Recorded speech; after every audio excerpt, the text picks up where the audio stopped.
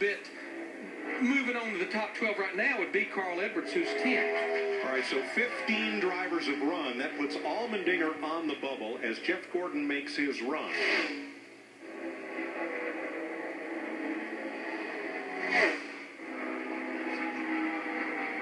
The Axalta Chevrolet.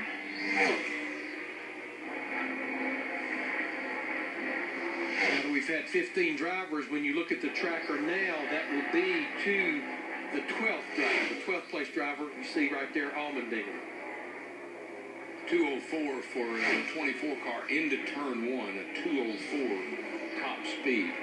So green light here means a driver will move into the top 12 and knock out A.J. Allmendinger. Right now, Jeff Gordon's looking in great shape to be able to do that.